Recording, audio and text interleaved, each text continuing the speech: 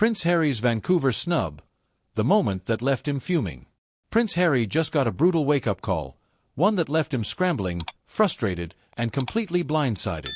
His request for a luxurious 5-star lodge for the 2025 Invictus Games in Vancouver was flat-out denied by Canadian authorities.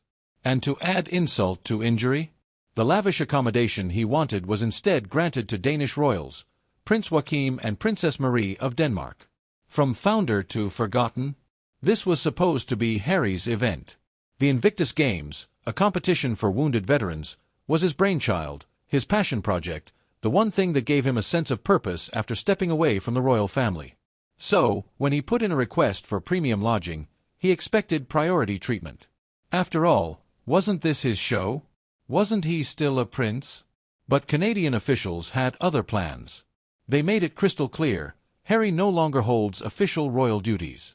And that meant that in their eyes, he wasn't entitled to special treatment. Instead, the luxury lodge was given to Prince Joachim and Princess Marie of Denmark, two royals who still represent their monarchy. Harry. He was left scrambling for alternative accommodations. A public humiliation. Sources say the moment Harry learned about the decision, he was visibly upset, furious even. He had expected to walk in and be treated like royalty, but reality hit him hard. This wasn't the UK, and his former status no longer carried weight. Meghan Markle, though not in Vancouver, was reportedly outraged when she heard the news. To her, this wasn't just a logistical issue, this was a calculated move to diminish Harry's importance.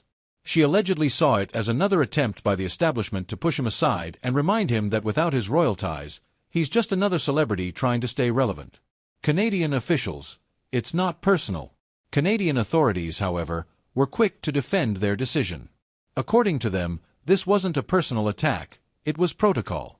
Prince Joachim and Princess Marie are active working royals, while Harry voluntarily stepped down. And that means, at least in the eyes of international diplomacy, he doesn't rank as high anymore. But that's a bitter pill to swallow for Harry, who, for years, was automatically given priority access to the best accommodations, security, and treatment. No. He's learning the hard way that his influence isn't what it used to be. The public reacts. As expected, the reactions to this controversy have been mixed. Some people sympathized with Harry, arguing that his contributions to the Invictus Games should have been enough to grant him top-tier accommodations. Others, however, weren't buying the outrage, with some saying that this is just another example of Harry expecting privileges he no longer has.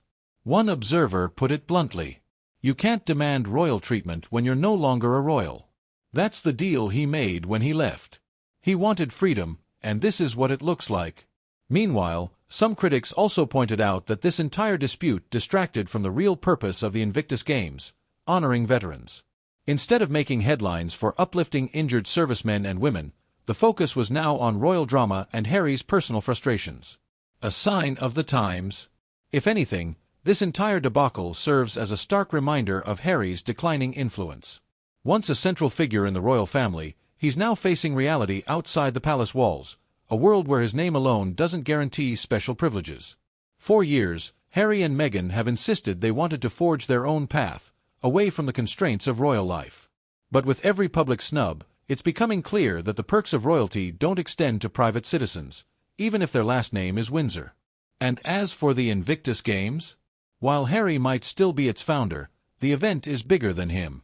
Whether he stays in a 5-star lodge or a standard hotel, the focus needs to remain on the athletes, not his wounded pride. What do you think? Was this an unfair snub or just another reality check for Prince Harry? Let us know in the comments.